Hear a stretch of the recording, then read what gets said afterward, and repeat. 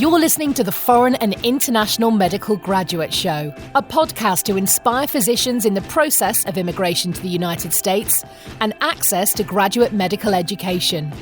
We create meaningful and helpful content that motivates medical students and doctors throughout the world, with the goal of creating a community that supports itself and gives feedback to each other, that stays updated with the most recent tips and advice on how to make it in America and become a successful resident or fellow in the speciality of your dreams. Dr. Alonso Osorio is board certified and residency trained in both emergency and family medicine and will be bringing you 20 years of his personal experiences, struggles, and motivation. We'll be chatting with people like you to talk about the lessons they've learned along their personal path, how to make an impact, and how we can all benefit from it. Also, we'll analyse the current resources available and how to benefit from them. Thanks for joining us. Please enjoy the show. Hello, superstars, and welcome back to the Foreign and International Medical Graduate Podcast. And as I said already, now OsorioMD.com. The podcast continues to be the core of our discussion, and we continue to grow. So thank you so far for downloading 13,500 plus times all over the world. I really thank you for that, and keep sharing, keep listening. And now my platform in YouTube is going to get stronger. We're going to get more audio, visual content that is going to be a little bit more generic, not only for the doctors, for the medical students, but also for the people, our patients, educational, motivational, etc. So today we have Dr. Amer Aldeen. He is the Chief Medical Officer for United States Acute Care Solutions, U.S. Acute Care Solutions, based out of Canton, Ohio. And I can say it's one of the largest emergency medicine groups in the nation. We're talking in the United States and most likely in the world. Dr. Amer is a graduate also of medicine of the University of Virginia School of Medicine. And he has a bachelor's degree that was focused in religious studies. Despite the fact that he didn't go on to become a professor in religious studies, and had a significant discussion about this with his father, who is an Indian Pakistani family immigrant to the United States. They had a conversation. I don't know how long this lasted or how it took on, but led him to become a doctor of medicine. And after that, he proceeded to choose emergency medicine as the specialty of his choice. And he attended Northwestern Medicine in Chicago, Illinois. And about 3 years ago, not only due to professional moves but and professional decisions that he has made throughout his life, but also through tennis, he has decided to move to Florida. And now we met in Florida. So how we met, the story goes like this, right?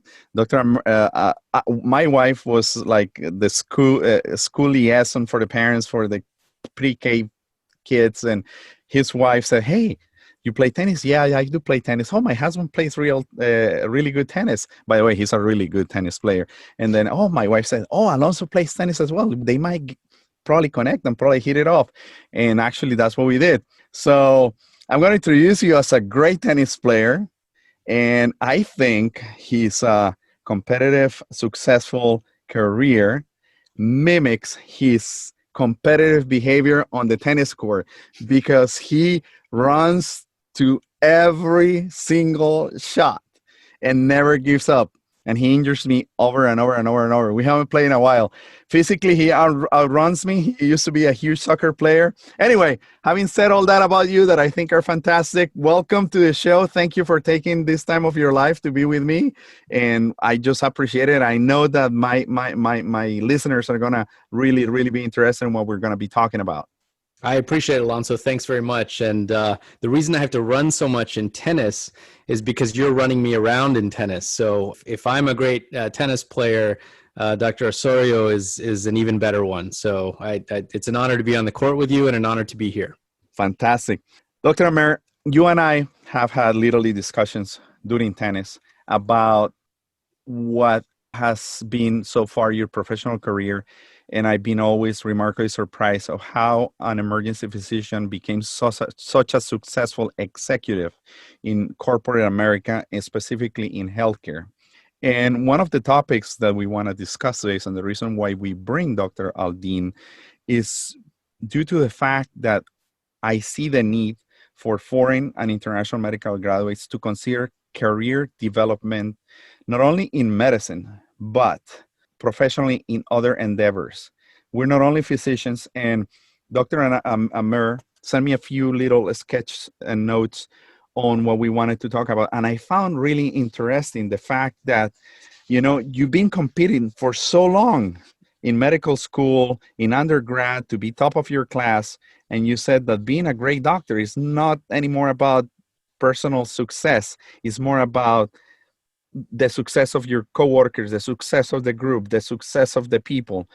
And many of us doctors that immigrate here to America have no clue how corporate America works, how you become and walk the walk and talk the talk and present yourself in a way that you are chosen to become someone like you, a chief medical officer for a very large, important corporation in healthcare in the United States. So having said that, I'll pass it on to you. Thanks, Dr. Osorio. So I really appreciate the opportunity to be here. I think the biggest thing that I learned and the way that I got to where I am, much of what pushed me to this area, was the understanding that all of us are good physicians. Some of us are very great physicians. And I think being a great physician, what that gives you is being able to take patients of your own very, very well, take care of them very, very well. It also does is, because you're a great physician, it puts you in the stage and gives you the ability to be a great leader or administrator. But what I want to stress to you here is that while being a great physician gives you the ability to be a great leader or administrator, it doesn't mean you're automatically a great leader or administrator. You have the tools, you have the intellect, but there's different rules, there's different success metrics. Up to now, you've led yourself to clinical success with medical school, studying hard there, residency, studying hard, working hard there, sleepless nights, 80-hour work weeks, things like that. And then post-residency, of course, I'm sure you've worked hard. But now you're in a position where it's not about how well you do clinically, individually. It's about how well you move the entire team forward with your leadership skills. And one of the really important points that I learned is, just because you're good clinically doesn't mean you're automatically going to be good administratively or as a leader. You need to train yourself for that. You need to learn that.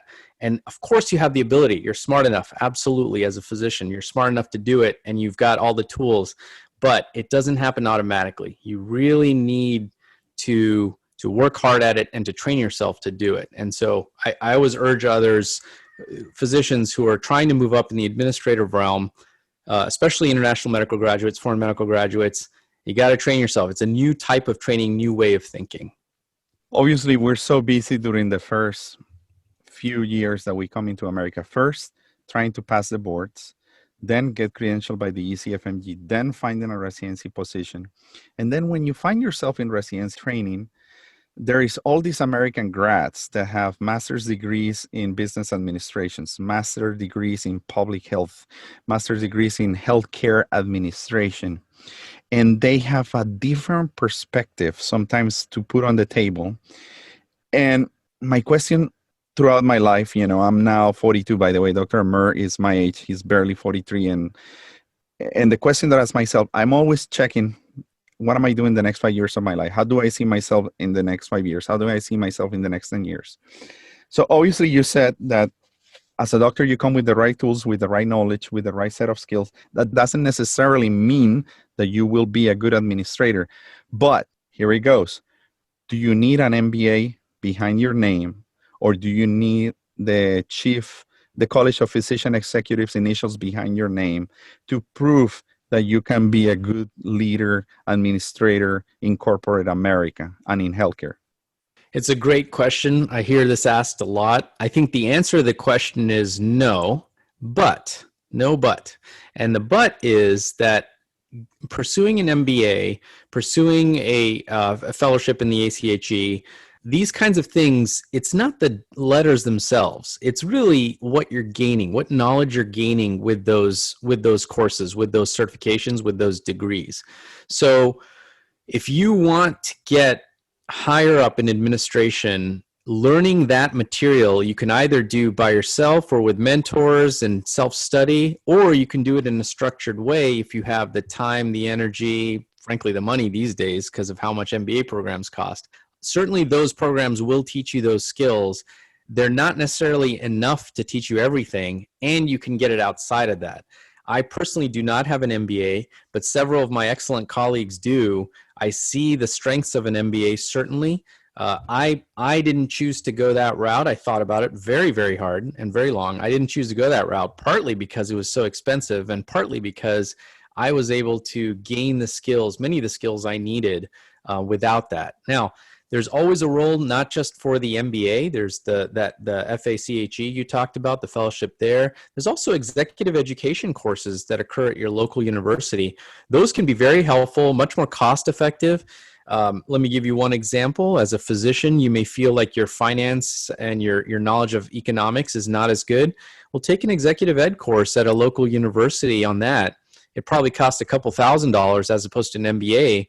These days, executive MBAs can cost up to $80,000 a year. That's $160,000 in some cases. So Plus, I think that plus the time being away from the family. oh right? yeah, absolutely. And even if a lot of it's online, that's great that it's online. It's still a huge amount of work. There are healthcare focused MBAs. Those may be even better, even more applicable. But I'm not convinced an MBA is necessary, although it certainly does help. So I call all this professional career development. I know that at the very beginning of your career, you were heavily linked with education and you were the assistant program director for an emergency medicine program, correct? Yes, that's And correct. then suddenly that kind of starts taking off as a leader. You're the residency program director, which I think is a big deal in the US. And then suddenly you become an emergency physician in a local emergency department. And then you are given the chance to be the medical director there, and things just keep getting better. So this professional career development happened spontaneously. Did you see yourself in this position? Did it go along with your personality? Did you find a mentor? Somebody pointed at you, your wife, your father? Hey, Amer, I think you could be a great leader in medicine. How that spark was created? Yes to all of the above. No I think kidding. it's a lot of it is being in the right place at the right time. I was in residency education. I was the associate residency director. At one point, I asked myself, do I want to be a full residency director? And I kept answering myself, no, I didn't want to do that. And then I thought, well, if I'm not going to be a residency director, why am I the associate residency director? I should move into administration operations.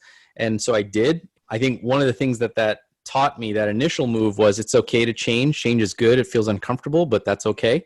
And then the next change was even bigger, which was, okay, I'm in academia. I was an educator, to a certain extent, a researcher. And one of the things I learned was I really like the operations. I like the admin. I like the management piece of it.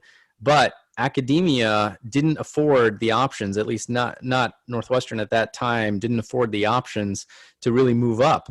And one of my best friends was the medical director at Northwestern, and he was younger than me. And I thought, wow, I'm not moving up there. And Northwestern was a great place. I loved it, but leaving it was the best professional decision I ever made, because I put myself in a position to challenge myself, to put myself as the medical director and chair of a community emergency department coming out of academics. And the lesson that I learned there, first of all, it kicked my butt. It's not easy. I learned a lot, and I had to learn quickly, and I made lots of mistakes, and I didn't do as well as I could have or should have. But gosh, it was the right move. I think taking risk and seizing opportunity to move up puts you out of your comfort zone. And for too long, I think it's because of our training. We're constantly in school, right? As physicians, constantly in school. We finally get to our attending job and we're like, all right, let's just sit for a second and not do anything. That's great. That's a good feeling to have. The problem is you can very quickly become into a place you can't get out of, you can't change from, and you can't develop. And so I challenge you to challenge yourself, to go and take those risks, try that new thing, serve on that committee, do those things. That's the only way you can move forward. It's not by being comfortable. It's by being uncomfortable. And I think personally, that's what I have found the difficulty of finding the balance in between family life, administrative life, and clinical medicine.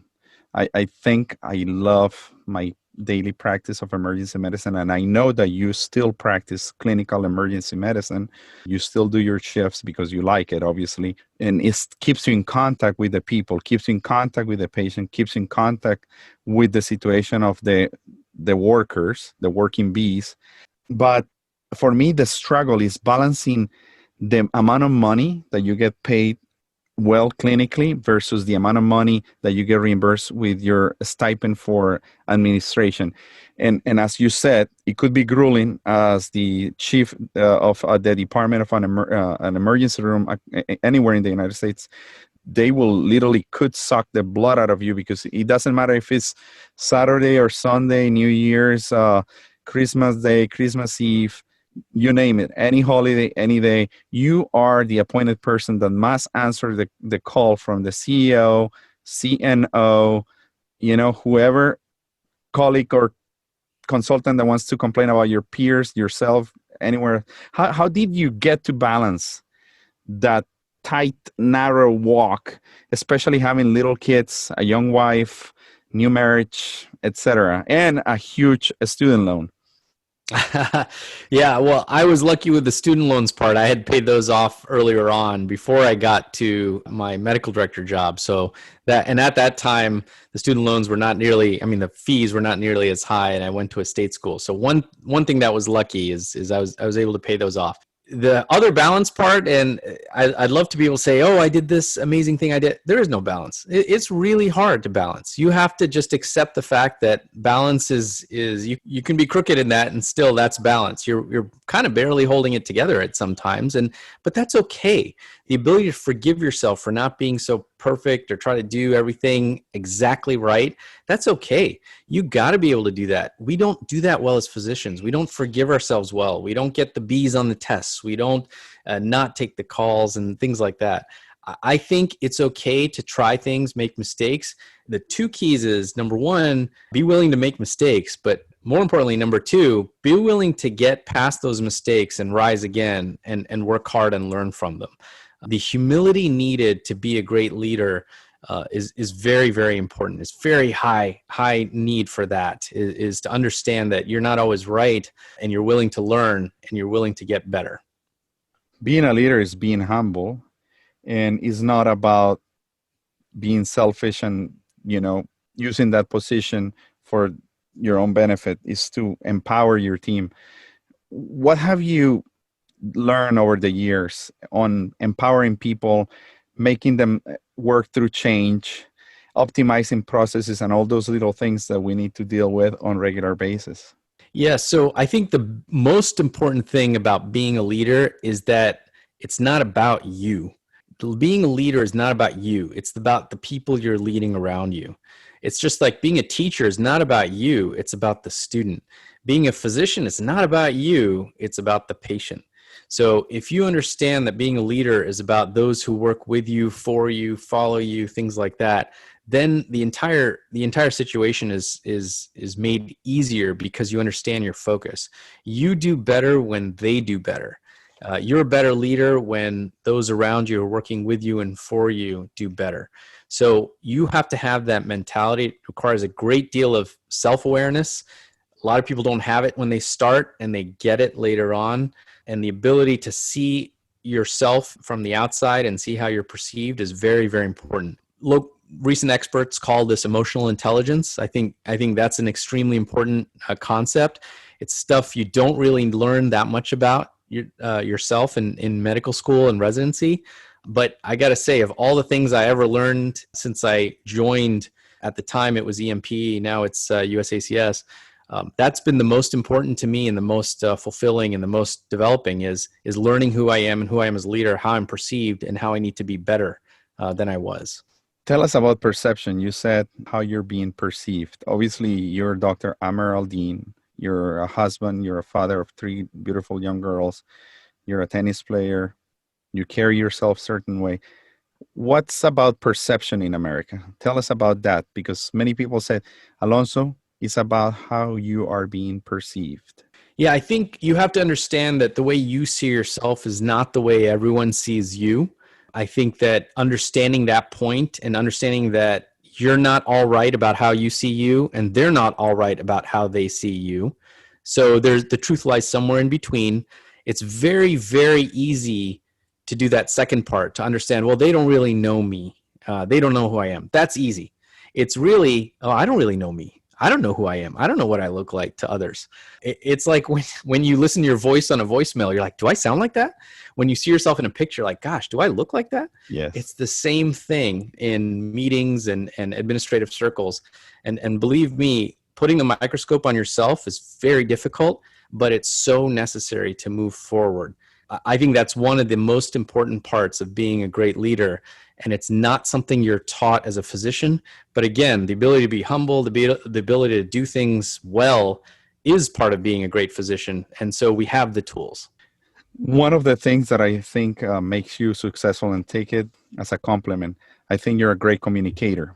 I think, obviously, since you're a very fluent English speaker, despite the fact that you weren't born in Canada, you're extremely fluent in English, not like me, that I have an accent. I think that gives you an advantage because you can really manipulate the language. And I have to really watch myself on how I say things, where they come from, the accent attenuation, and so people perceive the emotion behind the language really well. So you're a great communicator. I know you're a huge also speaker across what we call the speaker circuit across the United States, specifically with the Center for Emergency Medicine Education. I know you go across the nation.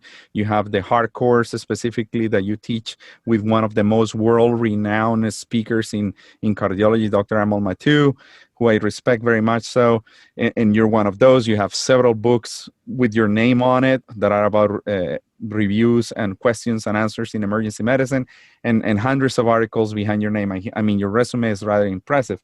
I mean, you're only 43. How did you get here? What did someone see on you? What do you think was the things that someone saw in you and said, Dr. Amer Aldeen, I think you're the person for the job, because your performance over the last 5 years has been consistent. You brought the metrics of this department from here to there. What was what they said? I don't know if there was ever that conversation or that moment or that mentor that told you that you were the right chosen person for the job.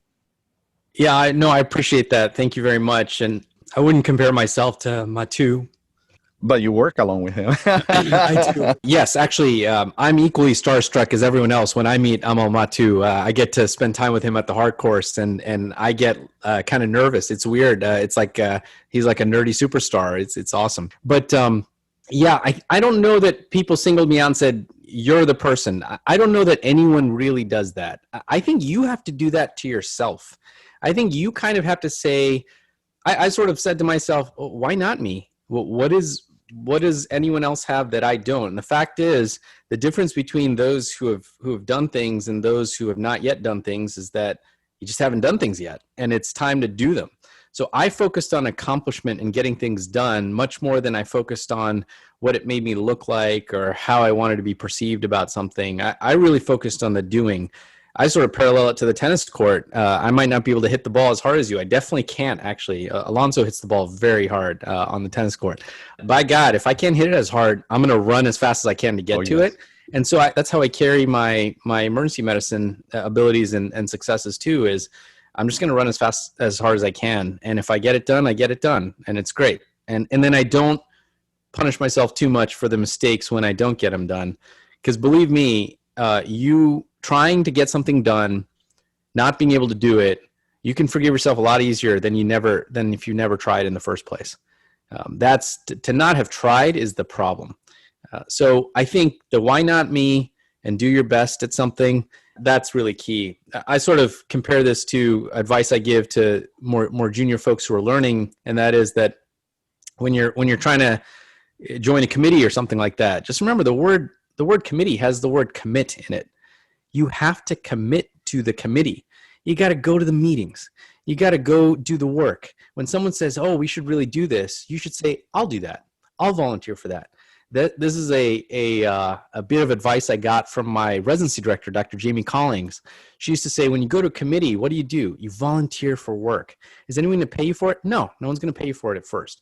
But if you do work consistently, if you volunteer for work, if you get it done, and then you get something else done, then you get something else done, and it builds on that. And suddenly people start seeing the value in that. So you go from volunteer work, accomplishment, multiple accomplishments, and someone's like, hey, we should pay you for that. And suddenly that's how you build your career. I parallel this to the question book, the review book that myself and my colleague, Dr. Rosenbaum, in Wake Emergency Medicine Physicians, he's a friend of mine from medical school, actually. And he and I wrote this review book on emergency medicine board review questions. And you know how we wrote it? We used to test each other by writing each other questions. Wow. So he and I were at the same time in residency in Chicago. He was at Cook County. I was at Northwestern. And we used to say, hey, let me write you 10 questions. You write me 10 questions. This is how we'll study for the boards. And at one point, we're like, hey, wouldn't it be funny if someone offered to publish these questions? And then we laughed about it. And then I ran randomly to a guy who worked at Lippincott Publishing, Wolters Kluwer Publishing. And we got to talking. I said, yeah, this idea. And he said, oh, let me know. Let me know how it goes.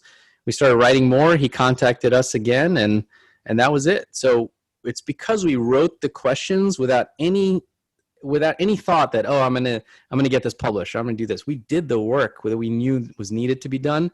Later, people will award you for it. So foreign medical grads, international medical grads, medical school, you do the same thing. You do observerships, you do research, you follow an attending for months, weeks.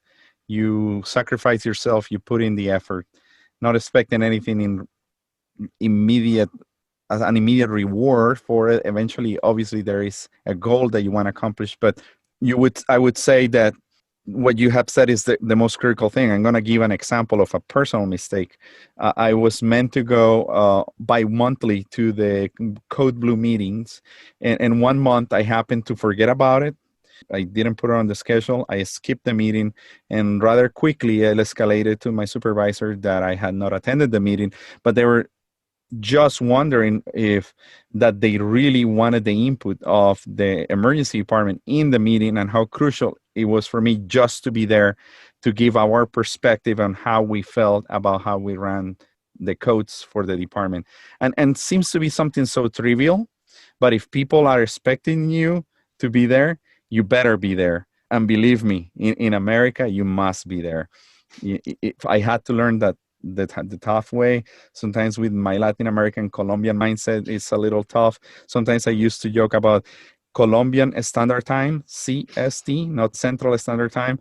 And that's true for my culture. It doesn't mean that it happens to everybody. My father is very anal about being on time, but we're very relaxed people. And once you touch the grounds of the United States, oh Lord, you better show up, you better perform and commit, right? That's absolutely right. And I don't think that the not being on time stuff is specific to Colombian culture or Latin American culture. Those of us who are Indian and Pakistani understand that there's something we call Desi Standard Time. The word Desi is a kind of a catch-all term for this Indian subcontinent. So Desi Standard Time means a little bit late.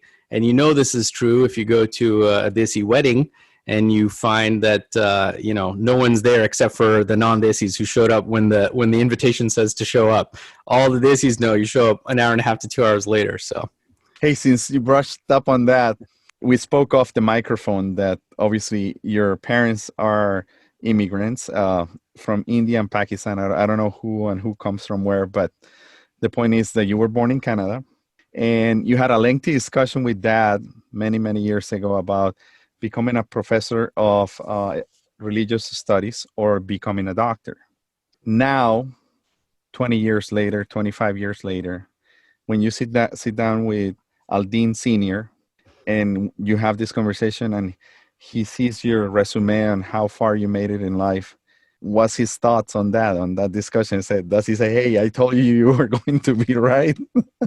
Yeah, no, he definitely pats himself on the back for that one. I think it was a great conversation actually at the time, and I can't thank him enough for that conversation.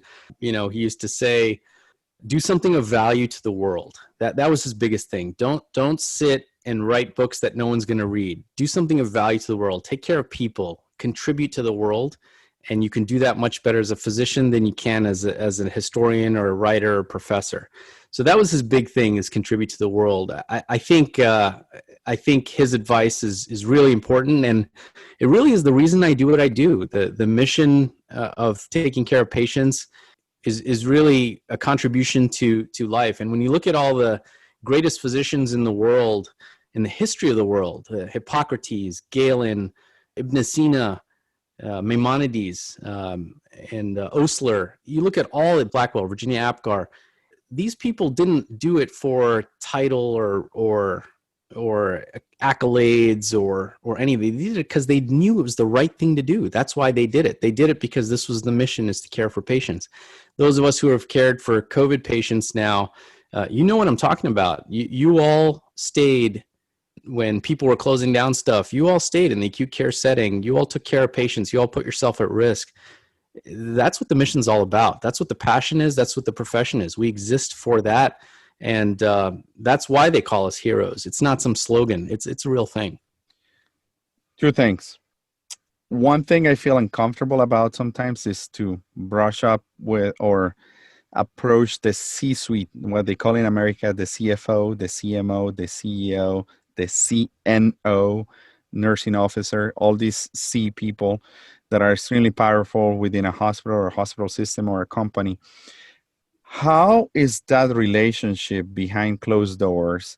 How do you establish a connection or a rapport with these people that sometimes I just kind of look up on the sky and think that they're up in a big loungy bed, just kind of calling the shots? How's that relationship with you now, or how it has progressed over the years? It's an excellent question. So there's no magic behind that C-suite level. It's not like there's suddenly this new level of folks that you can't approach, that are totally unapproachable. The fact is that they are highly skilled, highly organized people who have excellent personal skills as well. If you've ever met a C-suite person, they tend not to be mean or in your face. They tend to be very pleasant and nice, very smart, very highly communicative, and are able to absorb without letting, bouncing things off. So if they get negativity in, they tend to absorb it, or they tend to exude positivity back. Those are very hard to do. The way that I've approached meeting with any C-suite person, the simplest thing is, think about what a C-suite person does on a daily basis, and usually it's to deal with problems. They're usually trying to solve problems. Everyone comes to them with a problem.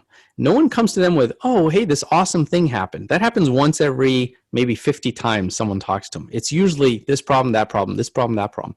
So let me challenge all of your listeners to say, the next time you go to a C-suite person and you're talking to them, try to bring not just a problem, try to bring a solution. Try to bring like 3 ideas for the problem that you have. The best way to move up in administrative circles is to not be a problem identifier, is to be a problem solver.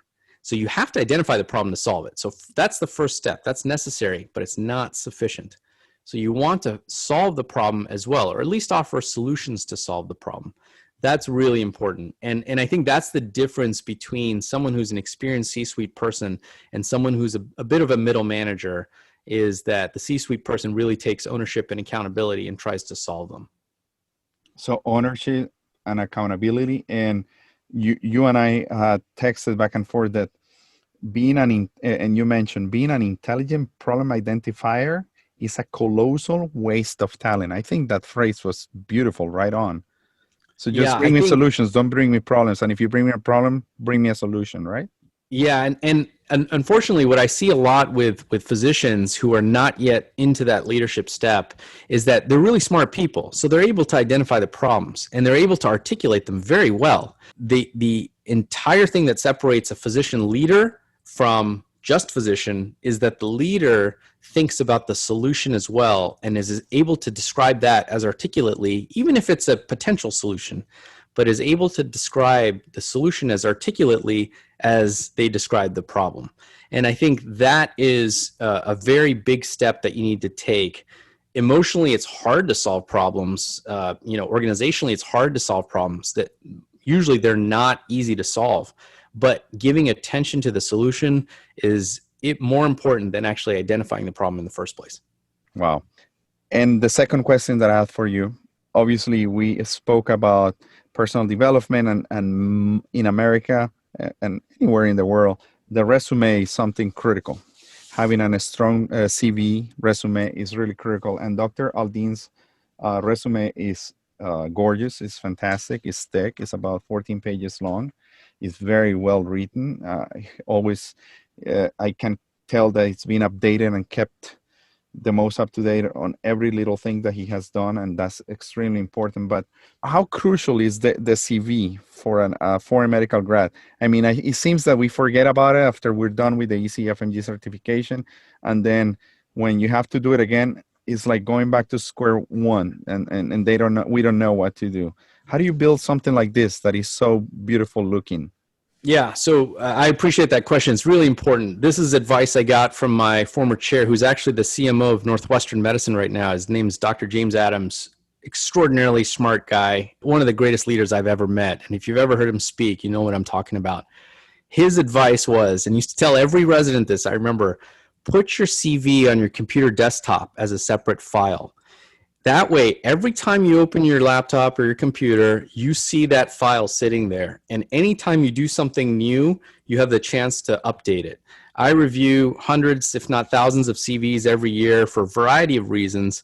And what I notice right away is someone who hastily prepared a CV, A, either won't have it updated, or B, might have it updated, but will have tons of typos because they didn't update it in time or they didn't continuously update it. So I would say what you really need to do, put that CV file on your computer desktop, update it every time you do something new, make sure the document is free of typos, give it to an English major or something so who can look for those. So, you know, that really anal person who points out punctuation, grammar, give it to them and say, okay, you find all the errors in this and then get it back to me. And that way you can keep your CV updated and it grows without you having to put hours and hours at any given time. Every 5-10 minutes, that's all it takes to update it. Yeah, that's gold. And we have spoken about it to the foreign grads that during the process of the application, and right now their CVs are being looked at and they're getting ready for the interview. And by the way, I think we have the perfect, let me change the topic quick, the perfect layout and setting. Nice lighting for this interview, great sound, good microphone, quiet background, no interruptions, no distractions, very smooth, easy interaction, and we're trying to stay away from biases.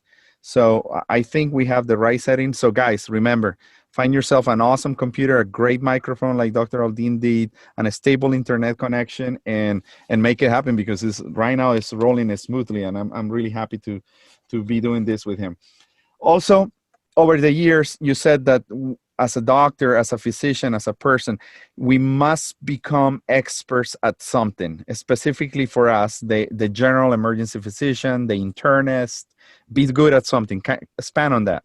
Yes. So one of the things that we understand as generalists is we get to do a lot of different things, and we kind of like that. We like to be able to manage chest pain and manage abdominal pain and then manage a neuro complaint and then manage a fracture. That's what we do in emergency medicine. In primary care, it might be diabetes or hypertension, and suddenly it goes to, anorexia, bulimia, and then depression. As a hospitalist, you have your own set of things that you see, but generally you are a generalist. You actually see a number of different things. What I will submit to you is that it really does help to be good at a lot of things, but if you can take yourself to that next level, I don't mean to the fellowship level, I don't mean be that expert, but I mean be as much of an expert as you possibly can as a generalist in some area of your clinical practice. I'll tell you what I did. And the way you do this, I think, is you know those patients and those chief complaints, when they come in, you get excited. You're like, oh, this is going to be fun. Some people get excited by DKA. They're like, oh, I love thinking about the electrolyte shifts, and I love thinking about how the potassium might look high, but it's not really high, and the insulin and glucose. Some people like that. Some people like ACS and STEMI, and let's see how fast I can get them to the cath lab. What I loved when I was in the emergency department, of course, not that I loved that people were sick, but I loved the challenge of trying to take care of patients in cardiac arrest. When I heard code coming in, to me, that was, okay, it's go time. I can only do 5 things. I'm going to do them as well as I possibly can. And I love taking care of cardiac arrest because I thought this person has a 92% chance of dying, and I'm going to reduce that chance. I'm going to give them a chance to live. And that's what I used to think. So what did I do? I read everything I possibly could about cardiac arrest. I knew ins and outs of cardiac arrest. I knew all about it. Wow. It's not that I was a dummy when it came to belly pain. It's just that I didn't know as much about the finer nuances as I did about cardiac arrest. And eventually, once you pick that 1 or 2 clinical areas, you become an expert, and people start coming to you then with questions. Let's say you're the sepsis expert. They're going to want to know what lactate level mandates XYZ. Be that person. Be that person who's the expert in that thing, especially the thing that's important, and everyone will come to you for it. I always tell my emergency medicine colleagues, how many amazing lectures do you see on dermatologic emergencies, or ophthalmologic emergencies? You don't see that many, right? They're rare. If you're the derm person, or if you're the opto person, people are going to come to you with questions, and that's good. That means that you have attained a level of knowledge and a level of trust that they will come to you with that. And having that expertise is extremely important as you succeed in administrative realms, because you will be known as the clinical person who's the expert here, and that gives you a certain degree of credibility when it comes to administrative problems. So as a leader and being part of the C-suite of U.S. Acute Care Solutions, how do people perceive you now when you work your clinical shifts? Do they look at you differently? Do they act differently around you because you are so quote unquote powerful inside the company? Do colleagues behave differently around you on the way they talk and what they say? Or you continue to see the same Dr. Amer Aldeen that you always have been, or has anything changed about your core? Oh, I'm sure it's changed. I'm not nearly as fast clinically as I used to be. I think I'm still accurate clinically, but I don't work that much anymore clinically. So I have in some ways transitioned to more of an administrative person than I ever was, less of a clinical person than I ever was. Whether people act differently around me, they probably do, but certainly I don't have the level of power that one might think. Our C-suite is relatively low key, and we're really not seen as the big bad leaders who can do XYZ. At least I hope not. I've tried to make myself as approachable as possible, and I do get emails from around the country from our 1,400 full-time physicians, from our 800 full-time PAs and NPs. I get emails, 5, 10, 20 emails a day asking me various questions. So I don't think I'm looked upon differently, but then, maybe I am. I don't know. Dr. Aldeen, and as an emergency physician and clinical fellow of the College of the Emergency Physicians, I obviously have a bias towards emergency medicine, but this is my personal perception of what I have seen and trending over the last few years, and here is what I see. Emergency medicine physicians are positioning themselves in leadership positions more and more and more. Why? Because I think we understand how the system works, how we relate to consultants. We deal with the nuances of the daily situations in the emergency room, the drama, the disease, the nursing interactions, the interactions with the C-suite in the ED. But I think the ER doctor has become the ideal CMO for a system because we really know how to take care of disasters. What's your opinion on this? Yes, I think emergency medicine docs are uniquely poised for this. There's a couple other reasons in addition to the ones you mentioned. Number one, we work in teams very actively. We're constantly in a team, and nurses are working with us, techs are working with us, paramedics might be working with us. You even have environmental who you're talking to, to get beds changed over, things like that. So we certainly have our pulse on the teamwork part of it, our hand on the pulse of the teamwork. The other thing we do really well, I think, and to a certain extent, hospital medicine does this well, and critical care does this well, is we prioritize action. We don't look at 50 things you have to do and just do them serially. We look at 50 things we have to do and organize them in our heads for what's the thing I have to do now, then what's the thing I have to do next, then what's the thing I have to do next. That automatic prioritization that we have because of acuity is really important in administrative circles. The ability to indicate what is urgent, what is important, what is both, and what is neither.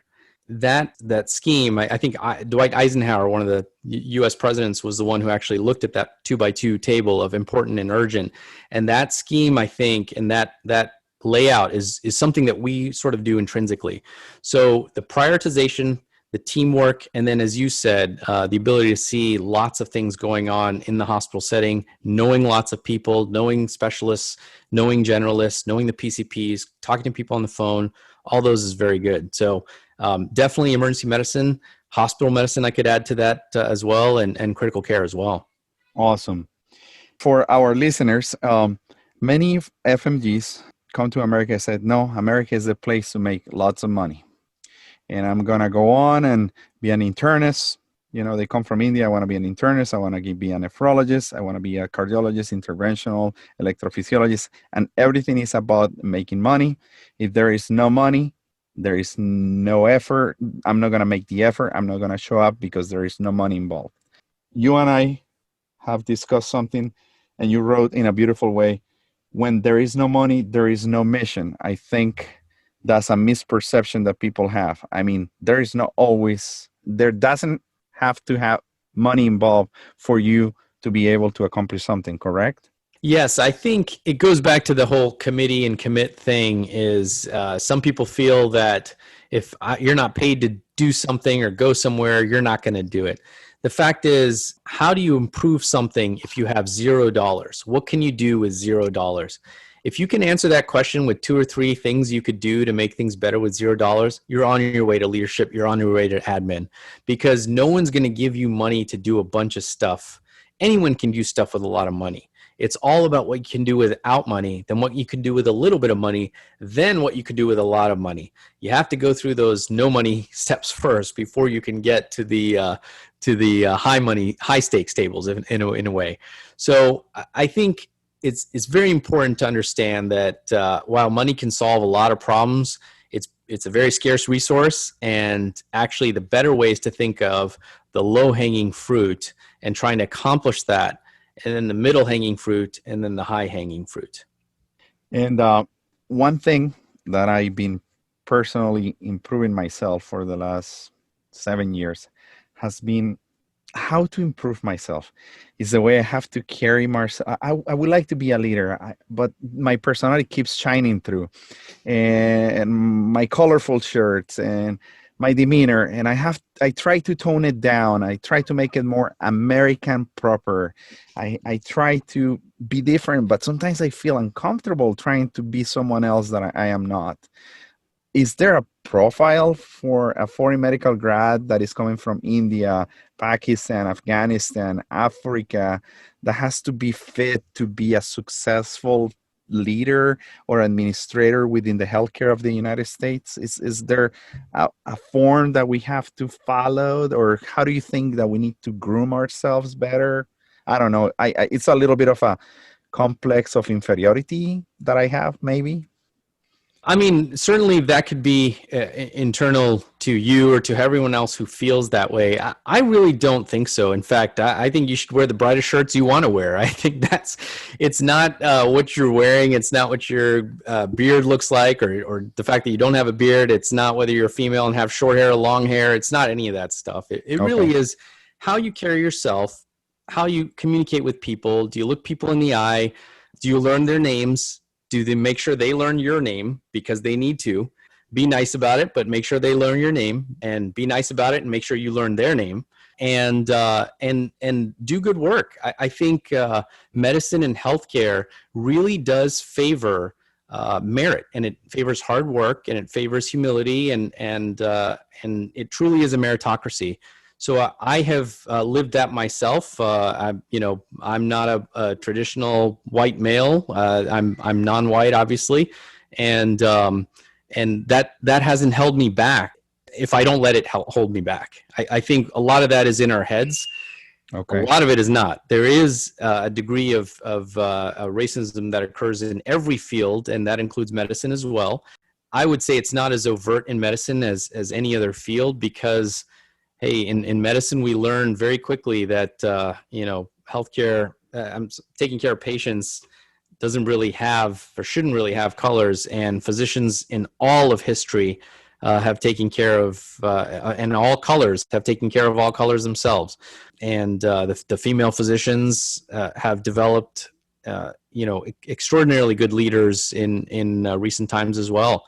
So I really think that it has more to do with how you communicate, how you learn, how you internalize feedback, how you get better, than it does what you look like, what color you are, what gender you are, what your sexual orientation is, what your gender orientation is or gender identity is. That stuff matters, but it should matter to you personally, and you give your best foot forward when you're working professionally. Wow, words of wisdom. One last tip of advice that you would give to a doctor that says, okay, I want to come to America. I want to be an internist. Okay. But then I realized that practicing medicine in the United States is not what I expected. I want to go into administration. Let's just go for it. What would you say to that person? What can they do to target that? Yeah, I think a few things. Number one, figure out what it is about clinical medicine you don't like, and then understand, number two, that administration is solving problems. It's the ability to solve problems and not get upset every time you encounter a problem. And so if you're able to solve problems and able to look at yourself and grow and learn to solve problems, you'll do well. Remember that as a physician, you've undergone probably the hardest educational training of any other profession. I mean, there's others that are hard too. So I'm not saying we're the best, but certainly we're at least tied for the best. So I think that everyone has, if you're a physician, you've done the necessary work you need to do to succeed at a high level. The success in administration really is a different ballgame, which you have the tools to succeed at, but don't assume that you've already succeeded at it.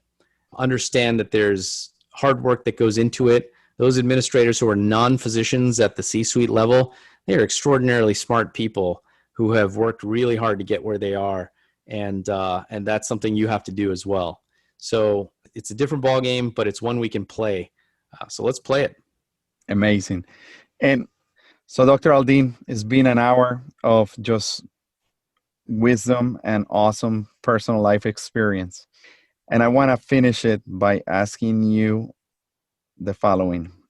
What is the one thing that you remember and will never forget that was given as a constructive criticism and feedback to you that definitely potentially changed your life or the way you saw things around you? Yeah, that is a great question.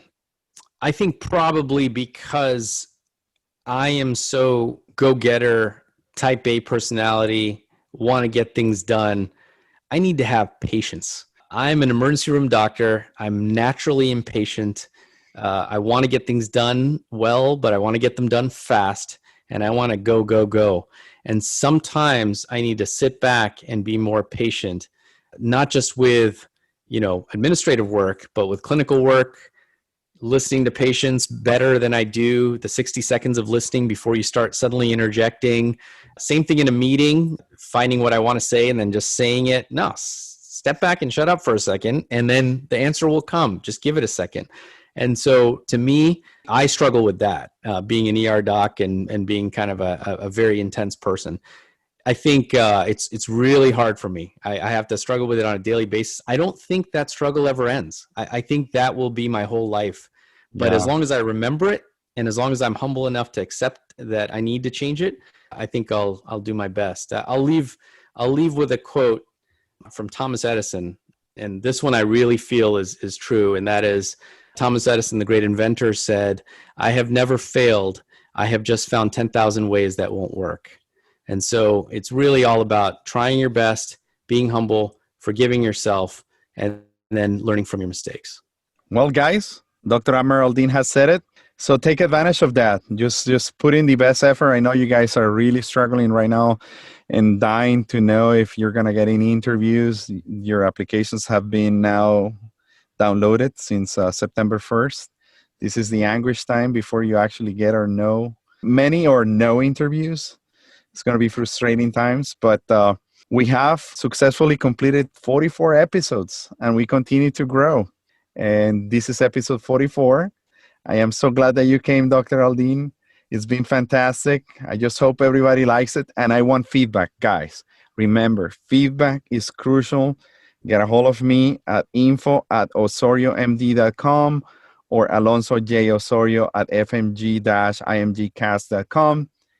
And please take 5 seconds of your life.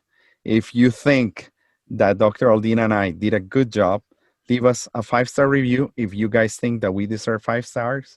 A 1-star won't help me. It will just kill me on the rankings. But if we did, an honest, truthful feedback will be greatly appreciated. Contact me, send me an email, thumbs up, like me, subscribe to my YouTube channel. And as I said, bigger things are coming.